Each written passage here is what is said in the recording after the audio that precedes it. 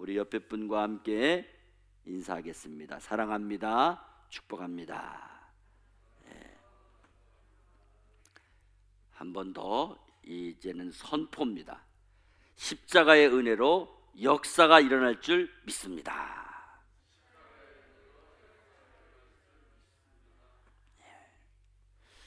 예수님께서는 오늘 오후부터 금요일 오전까지 한 주간 고난을 받으시다가 운명하시게 됩니다. 그래서 이번 주간을 고난주간이라고 합니다. 기독교에서는 1년 중 가장 경건하고 엄숙하게 보내야 될 아주 뜻깊은 주간입니다. 그러나 우리는 이미 코로나19로 인해 오래전부터 전 세계가 우울하고 불안한 상황을 지내고 있습니다. 그래서 어쩌면 2020년도 고난주간은 저절로 고난주간이 되고 있는 것 같아서, 한편으로는 모든 사람이 다 참여하는 것 같아서 좋은 것 같고, 또 다른 한편으로는 모든 사람들이 억지로 지내는 상황들이 진정한 의미가 없는 것 같아서 더 마음이 아픈 생각이 듭니다. 무엇보다 기도가 많이 필요한 상황에서 고난주간을 지낸다고 하는 것을 긍정적으로 생각하시며, 오늘 본문 말씀을 가지고 십자가를 위한 예수님의 기도라는 제목으로 함께 은혜를 나누려고 합니다. 고난이 시작되는 첫날인 오늘을 종려주일 혹은 고난주일이라고 합니다. 2020년 전 오늘 예수님께서는 한 번도 타보지 못한 어린 나귀 새끼를 타시고 예루살렘 성에 입성하시게 됩니다. 그때 수많은 군중들이 겉옷을 벗어서 길가에 깔아놓고 종려나무 가지를 흔들며 호산나 호산나 찬송하리로다 하면서 예수님을 광적으로 찬양하며 환영했습니다. 히브리 말로는 우리가 당신께 구하오니 우리를 구원하소서 하는 기쁨과 승리와 구원의 희망을 나타내는 말입니다. 이날을 기념하여 종려주일이라고 부릅니다. 초대교회에서는 이날 교회 성도들이 종려나무 가지를 들고 시가행진을 하기도 했습니다. 사실 금년에 코로나19가 아니었으면 CTS 방송과 함께 기독교 총연합회에서 부활주일날 서울 시내와 그리고 각 지역시에서 부활절 시가행진을 하기로 계획을 다 세워놓았습니다. 그러나 그 계획대로 할 수 없는 상황이 된 것입니다. 둘째 날인 내일 월요일에는 예수님께서 예루살렘 성전을 방문하십니다.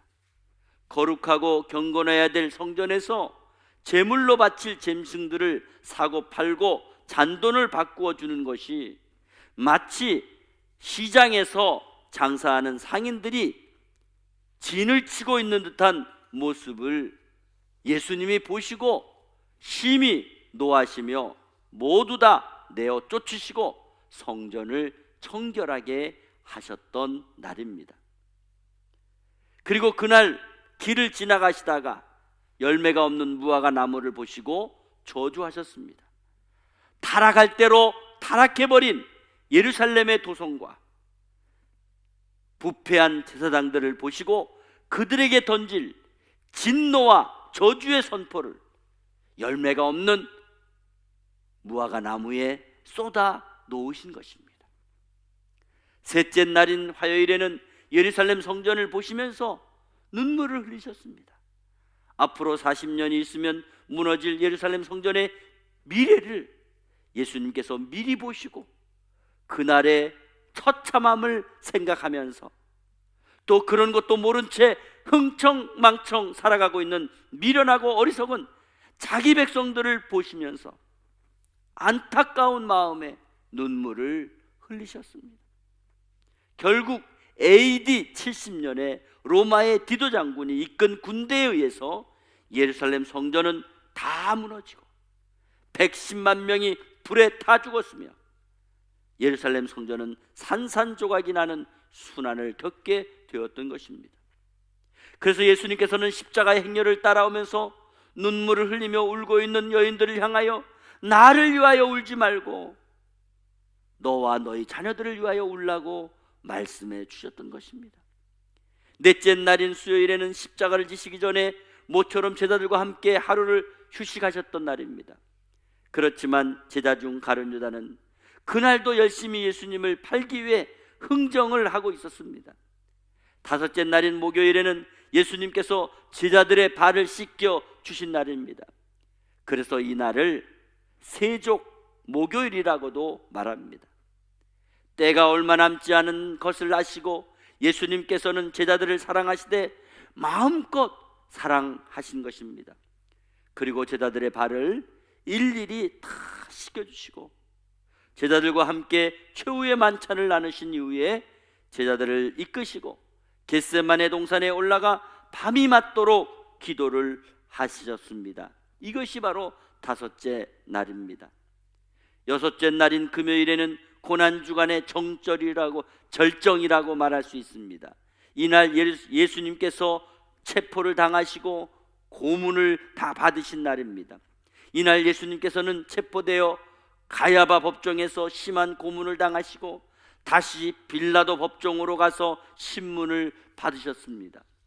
그리고 마침내 유대 법정과 군중들에 맡겨져 머리에는 가시면류관을 쓰시고 붉은 죄수복을 입으시고 십자가에 매달려 골고다 언덕에서 운명하셨습니다.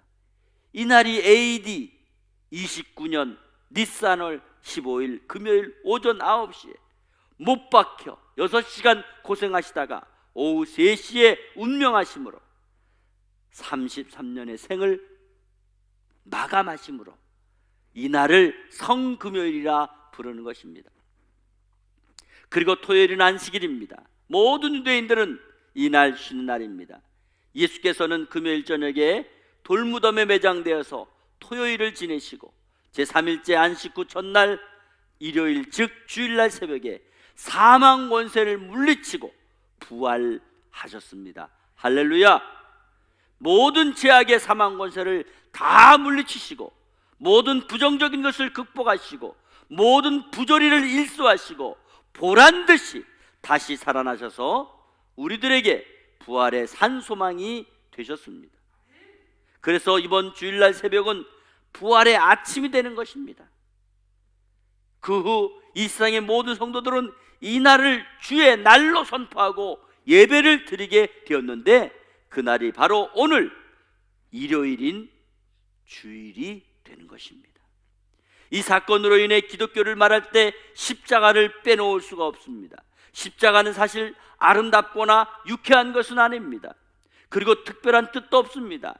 다만 십자가는 통나무 2개를 가운데 엮어서 묶어 3m 높이로 세워놓고 그곳에 흉악한 죄수를 붙잡아 매달아 놓고 진을 다 빼서 고통스럽게 죽이는 가장 무서운 사형틀입니다. 이런 십자가에 창조주 하나님의 아들 예수 그리스도가 죽으신 것입니다. 그것도 창조주가 피조물에게 비참하게 죽은 역사적인 사건이라는 것입니다. 그래서 오늘날 기독교의 그 십자가는 기독교의 상징이 될 수가 있었던 것입니다. 로마가 기독교를 국교로 받아들인 지 10년 만에 화폐에는 십자가의 모형을 새로 새겨 넣었습니다.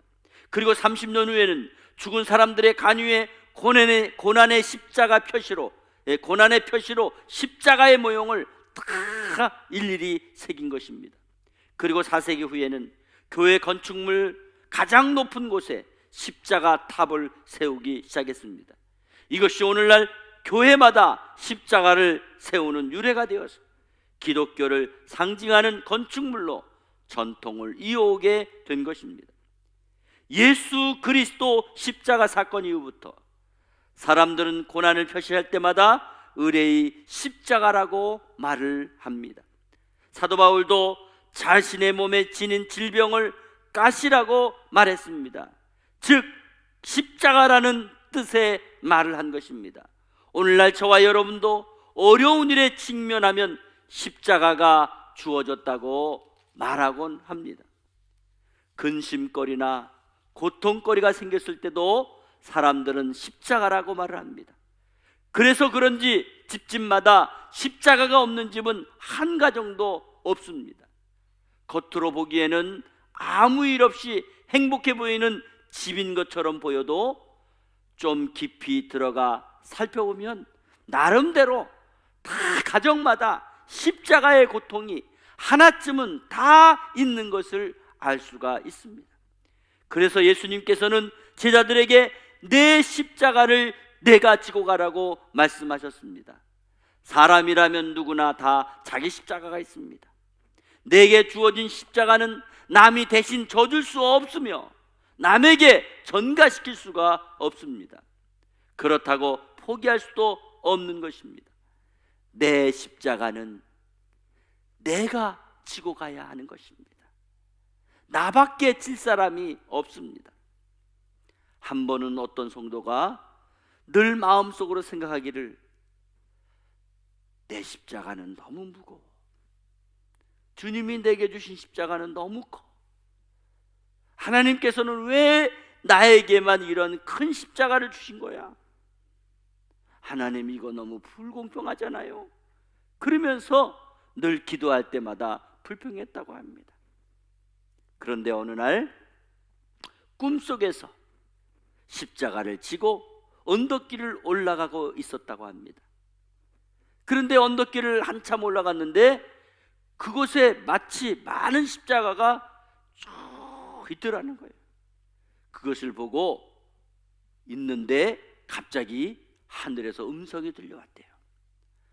사랑하는 아무개야, 여기 십자가 중에 가장 가벼워 보이는 것을 바꾸어 가지고 가렴, 그러는 거예요. 이 말을 듣는 순간 너무 반갑다는 거예요. 와, 그동안 내가 지고 온 십자가, 이거 너무 무거운 십자가인데 이거 내려놓고 여기서 고르라고? 이야, 좋다. 그래서 자기 십자가를 던지고 가장 작게 보이고 가벼워 보이는 십자가 하나를 탁 들었다고요. 빛이 번쩍번쩍 나고 보석으로 되어 있는 십자가를 아주 가볍게 보여서 딱 들어보니까요, 엄청 무겁더래요. 그래서 그 십자가 속을 들여다보니까 거기는 온갖 아픔과 고뇌와 슬픔이 가득 차 있는 그런 십자가라는 거예요. 그래서 다시 버렸어요. 그리고 다른 십자가를 골랐습니다. 이번에는 아주 예쁜 장미꽃으로 장식된 십자가를 골랐어요. 그런데 그 십자가는 등에 지자마자 온갖 가시가 찔러대는데 도저히 아파서 견딜 수가 없더랍니다.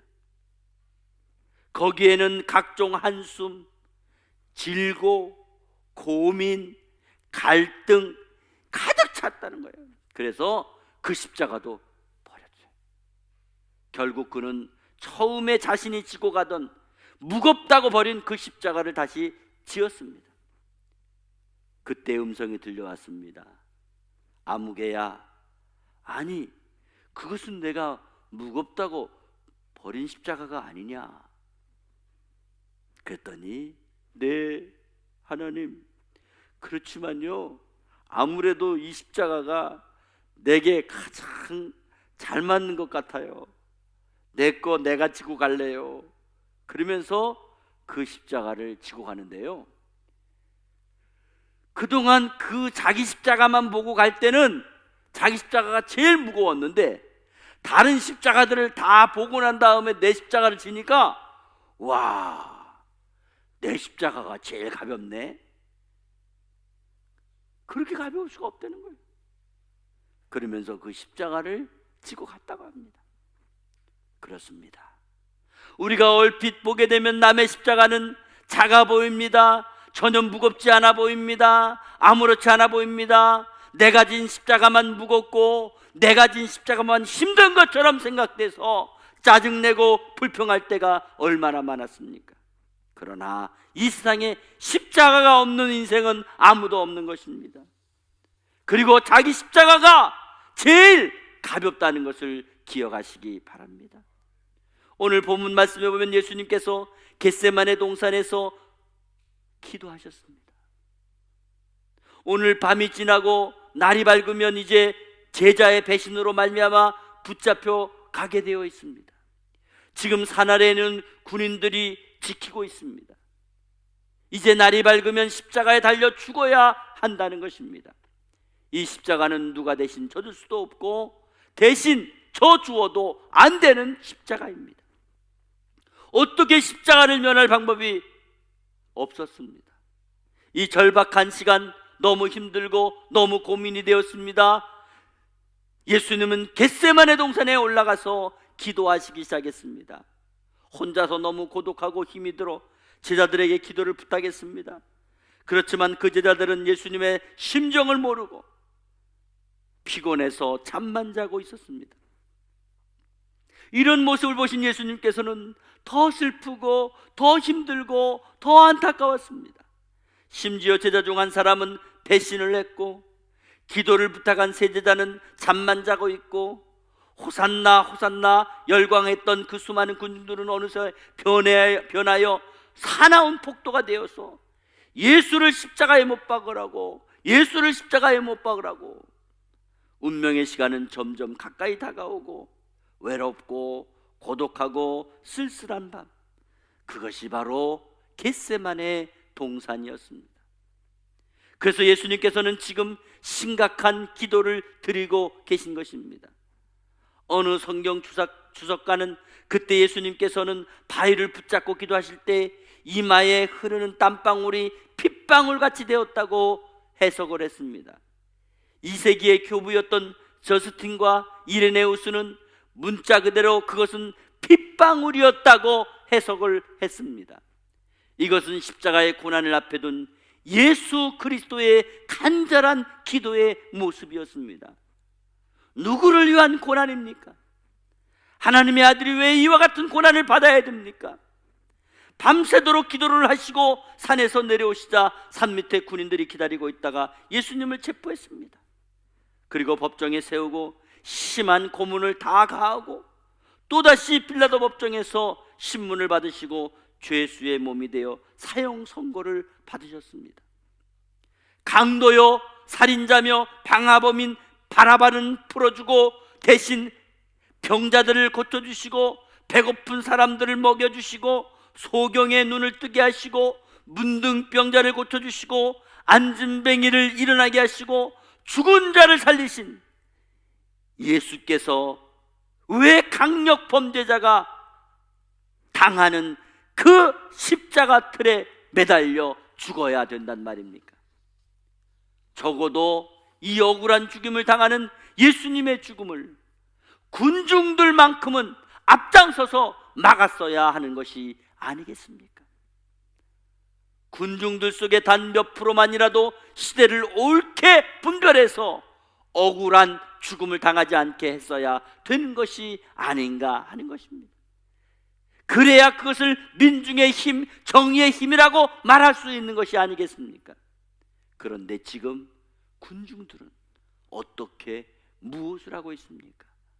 5일 전만 해도 겉옷을 벗어서 길가에 깔아놓고 종려나무 가지를 흔들며 호산나 호산나 찬송하리로다 열광을 했던 그 군중들은 온데간데 없고 지금은 사나운 맹수가 되어서 살인범 바라바를 석방해주고 대신 예수님을 십자가에 못 박으라고 못 박으라고 못 박으라고 소리치고 있는 것입니다. 정치의 대가 빌라도가 군중들에게 묻습니다. 그 예수는 죄가 없다. 그 죄값을 너희가 받으라. 그리고 손을 씻었어요. 그러자 우매한 군중들이 그래 그 핏값을 우리와 우리 자손들의 머리에 돌려라 소리쳤습니다. 그리고 먼 훗날 그들은 그들의 후손들이 그 죄값을 얼마나 비참하고 얼마나 혹독하게 얼마나 무섭게 치루었는가 역사를 통해서 알 수가 있습니다. 예수님께서 십자가에 돌아가신 이후에 근대 역사 속에서 그의 자손들이 독일 나치에 당한 순환이 얼마나 엄청난 사건입니까? 당시 인구 1000만 명 가운데 600만 명의 유태인이 남녀노소 가릴 것 없이 무작위로 전쟁도 아닌 때에 비참하게 학살을 당했다고 하는 것은 역사가 증명하고 있는 것입니다. 그러면 왜 군중들이 왜 그렇게 우매하고 어리석었습니까? 마가복음 15장에 대제사장들이 무리들을 충동해서 바라바를 석방하고 예수를 십자가에 못 박으라고 백성들을 충동했다고 말씀했습니다. 여기서 말하는 충동은 에페이산이라고 하는 헬라어 말인데 한 사람이 대중 앞에서 나서서 부추기는 선동을 말하는 것입니다. 그러니까 제자들이 가만히 있는 백성들을 충동했다는 말씀입니다. 얼마나 무서운 말입니까? 그래서 정치인들의 충동에 군중들이 놀아났다는 뜻입니다. 이 땅에 더 이상 충동하는 정치는 없어야 될 줄 믿습니다. 그래서 어떤 정치가는 군중은 우매한 무리들이다, 군중을 잘 이용하면 정부의 독재자가 될 수 있다는 경고를 했던 것입니다. 예수님께서는 끝내 십자가에 달려 온갖 고통을 다 당하시고 죽으셨습니다. 십자가에 달리신 예수님, 얼마나 처절하고 얼마나 외롭고 얼마나 고독한 자리입니까? 그래서 견디다 못해 절규하셨습니다. 엘리 엘리 라마 사박다니. 이 말이 무슨 말입니까? 영적으로 하나님과의 단절입니다. 나의 아버지, 나의 아버지, 어찌하여 나를 버리시나이까? 예수님의 마지막 외침이며 부르짖음이 얼마나 처절하고 얼마나 고통스러운 신음이며 절규입니까? 이 절규를 어떻게 잊을 수가 있습니까? 이 고난, 이 포열, 누구를 위해 흘리는 피요, 누구를 위한 아픔입니까? 그렇게 애절하게 부르짖고 절규했건만 정작 아버지 하나님은 아무 응답도 없으십니다. 그리고 하나님께서는 끝내 절규하시는 독생자를 외면하셨습니다. 온 세상을 구원하기 위해 그렇게 하신 것입니다. 그래서 일본의 지다구라 신학자는 십자가 속에 담겨있는 하나님의 고뇌하시는 아픔을 모르는 사람은 함부로 십자가에 대해서 말하지 말라고 했습니다. 이것이 십자가의 고난입니다. 이것이 바로 예수님께서 걸어가신 십자가의 길, 고난의 길, 구원의 길입니다. 16세기 영국 스코틀랜드 재산의 절반이 카톨릭 소유일 정도로 교회 부패가 절정에 달했을 그때에 종교개혁의 선두에 나선 사람이 존 낙스입니다.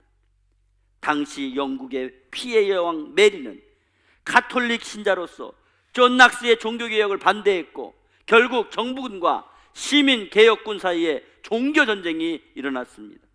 한창 전운이 감돌고 있던 어느 날 존 낙스는 친구들을 자기 집으로 초대했습니다. 늦은 밤이 되자 존 낙스는 집 뒤편에 조용한 곳으로 갔고 한 친구가 그의 뒤를 따라갔습니다. 잠시 후 존 낙스의 기도 소리가 들렸습니다. 온 영혼으로 몸부림을 치며 간절하게 드린 기도였습니다. 오 주여, 제게 스코틀랜드를 주소서. 그렇지 않으면 죽음을 주소서. 잠시 잠잠하다가 다시 간구가 터졌습니다. 오 주여, 제게 스코틀랜드를 주옵소서.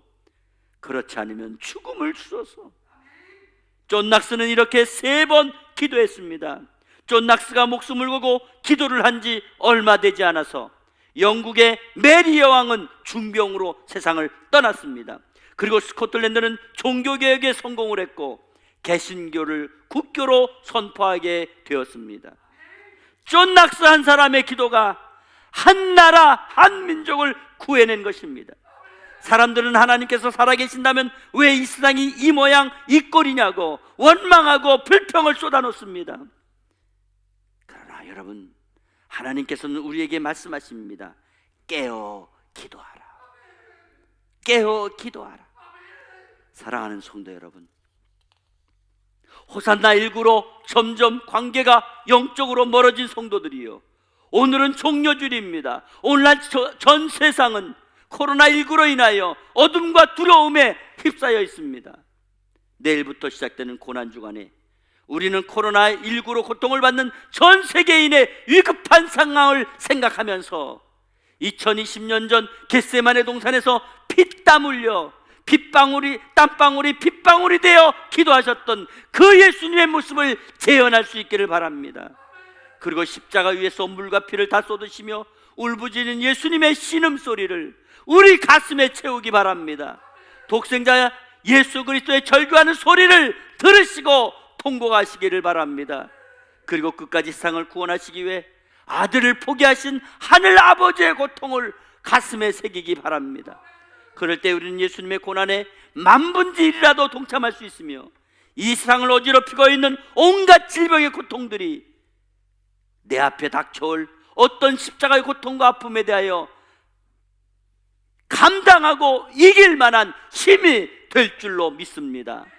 온 세상이 코로나19로 인하여 불안에 떨고 일그러지고 얼룩진 상황들이 고난주간을 통해서 예수 십자가의 부활의 은혜가 치유와 회복과 영화로운 광명의 승리로 기쁨으로 나타나게 되기를, 그래서 코로나 치유의 부활이 온 세상을 밝히는 놀라운 복음의 역사가 부활절날 반드시 이루어지는 역사가 있기를 주 예수 그리스도의 이름으로 축원합니다.